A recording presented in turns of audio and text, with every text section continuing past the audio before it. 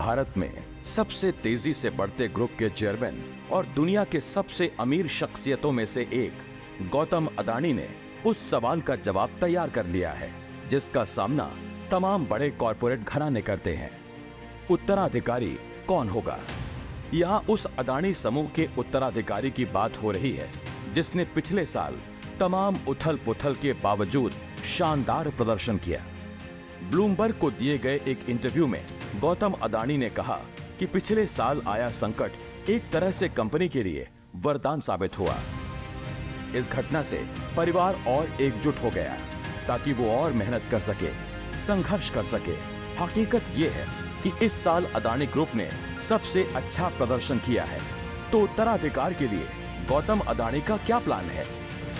कारोबारी स्थिरता के लिए उत्तराधिकार बहुत अहम है, जो कि स्वाभाविक तौर पर व्यवस्थित तरीके से और धीरे धीरे होना चाहिए।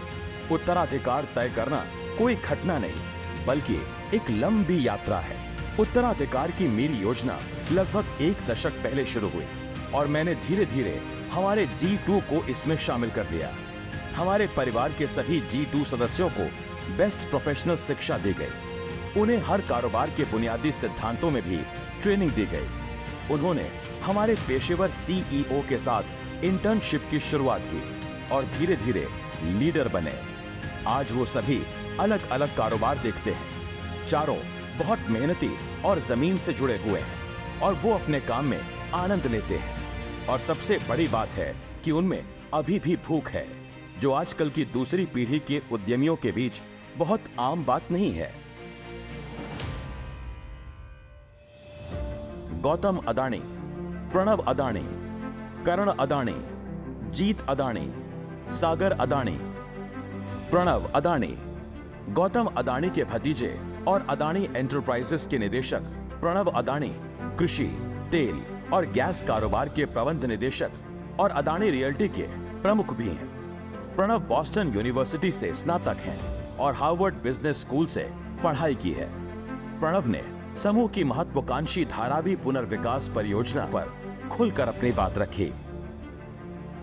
यह एक ऐसी परियोजना है जिसके लिए पिछले 4 दशकों से कई सरकारें प्रयास कर रही हैं। हमने दूसरों के मुकाबले लगभग दोगुनी बोली लगाई। हमारे लिए सबसे महत्वपूर्ण यह है कि हम इस परियोजना के साथ लगभग 10 लाख लोगों के जीवन में बदलाव लाएंगे। मैं आपको यह भी बता सकता हूं कि यह परियोजना अडानी समूह की विरासत के रूप में याद रखी जाएगी। करण अडानी गौतम अडानी के सबसे बड़े बेटे Karan Adani Adani ports and sales limited के प्रबंध निदेशक हैं। वो अमेरिका की पर्ड्यू यूनिवर्सिटी से ग्रेजुएट हैं। ब्लूमबर्ग के साथ इंटरव्यू में करण ने राजनीति, कारोबार और कंपनी पर खुलकर बात रखी। हमारी कोई वैश्विक महत्वाकांक्षा नहीं है।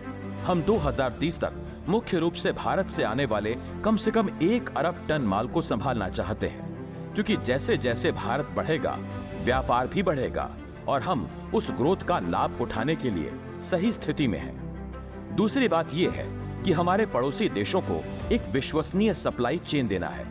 दुबई या सिंगापुर में माल क्यों उतरे?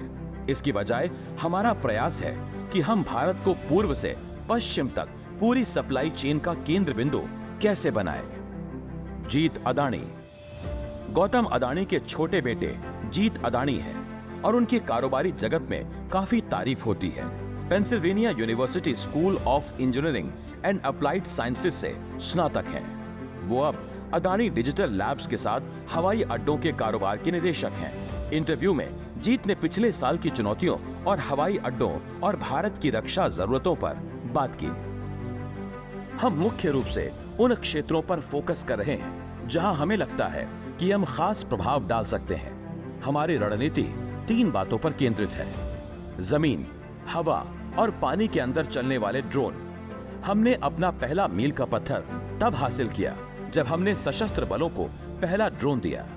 यह मेल कैटेगरी का ड्रोन था।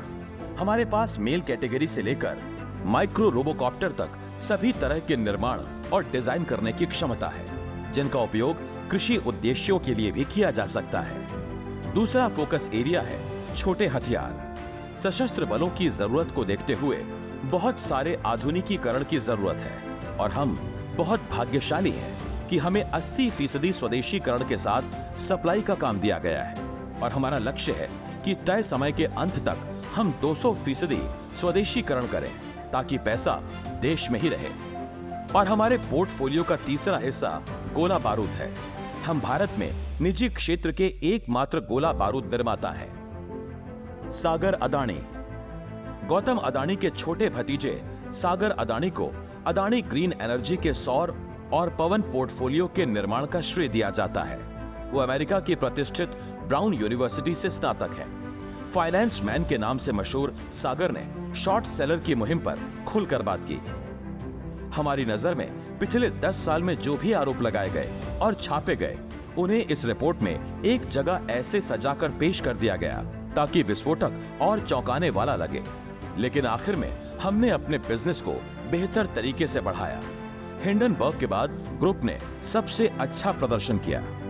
शायद दुनिया के किसी ग्रुप से ज्यादा हमारे ग्रुप में अलग अलग तरह के संस्थागत निवेशक हैं, लॉन्ग टर्म निवेशक हैं। देश में तो निश्चित तौर पर ऐसा है।